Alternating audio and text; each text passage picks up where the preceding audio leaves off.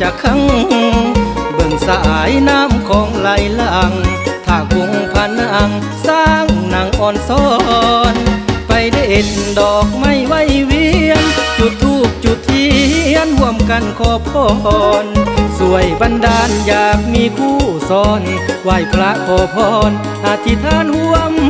กันคำขวัญน้องบัวก้าวขานภาษาดูมันเล่ากันลือน้ำสืบสานด้านวัฒนธรรมวัดวาอารามทุ่งเฮืองเรื่องงามเป็นแหล่งภูเขาภูป่าต้มเหล้าปลูกยาสินค้าประจำภูมิปัญญาสาวบ้านเคยทำข้าวขาวสาวงามน้ำใจไมตรีประเพณีเสริมส่งงานลอยกระทงลงไหลเหือไป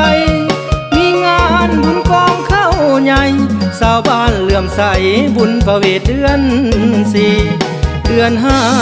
สงกรานต์เกี่ยวท่าผู้ลานกงพนังมวนดีเดือนหกบุญบั้งไฟทุกปีเป็นประเพณีสืบสานนานมายังมี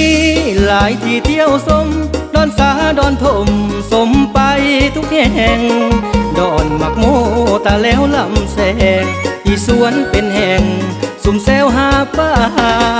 ทำพี่หลอกหาดกอกหาดการดอนเหล่าสร้างงามเหลือพันละนาไข่มวลหินปีนต้นจำป่า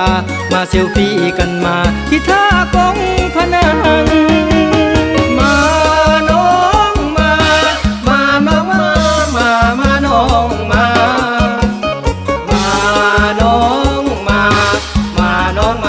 เที่ยวน้องบัวตา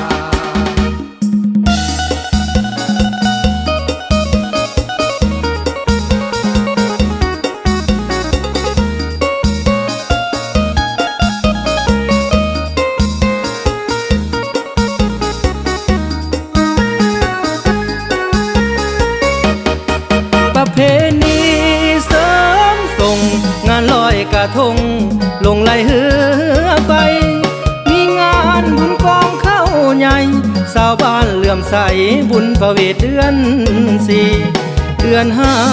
สงกรานต์เกี่ยวท่าผู้ลานกงพนังมวนดีเดือนหกบุญบั้งไฟทุกปีเป็นประเพณีสืบสานนานมายังมีหลายที่เที่ยวสมดอนสาดอนถมสมไปทุกแห่งดอนหมักโมตาแล้วลำแสงอีสวนเป็นแห่งสุ่มแซวหาป้าทำพี่หลอกหาดกอกหาดการดอนเหล่าสร้างงามเหลือพันละนาไข่มวลหินปีนต้นจำป่ามาเซลฟี่กันมาที่ท่ากองพนัง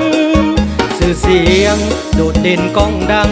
เที่ยวกงพนังน้องบัวท่าเมืองสอง